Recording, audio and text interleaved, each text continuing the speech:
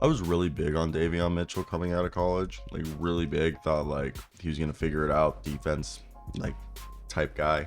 3 years in for his career, he's played 169 games, 22 minutes a night, 8 points, 43% from the field, 31.5% from three, about 2 rebounds, 3.5 assists a night, and just under a steal.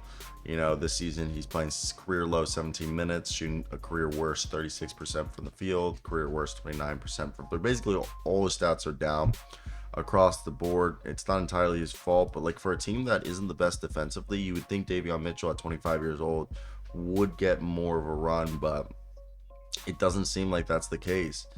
And I was always a big fan of Davion. I always thought Davion had skill and had the ability to be a good player. But I understand that it's difficult when your shot isn't falling, and nor are you like an elite facilitator. So all he gives you is defense, and he's undersized, so it's not like his defense is necessarily the best. Okay, and that's where we knew that he was a potential trade chip that teams were willing to move on. So this is what HoopsHype has written on their trade targets.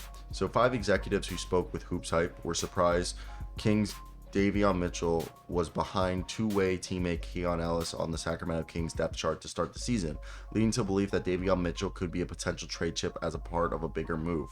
If the Sacramento Kings wanted to trade for Pascal Siakam, Zach LaVine, or any other all-star caliber player, Keegan Murray would be the guy that headlined any trade deal, but the Kings do not want to trade Murray. Like, Sacramento is very reluctant to put Keegan Murray in trade talks and view him as a part of their core going forward, but would be open to moving guys like Davion Mitchell with future first-round picks for a potential star, which that does make sense, okay? And I get that it's difficult because Davion's a good player. Like, theoretically, he's not a bad basketball player. He's a fun guy to watch, and someone that I've always enjoyed. So for me, I think it's always been a thing that, like, hey, this is more of an example of, I think, just circumstance. And I think he's just not, he was drafted not by Mr. Mike Brown. So that's always been my thing. Okay. So that's where I think right here, I'm like, okay, is this like the right situation for him? Does this coach even want him? And like Jason Dumas says it best, Davion Mitchell kills the Kings on offense. So, it's definitely interesting. I do believe that they could trade him. They might trade him.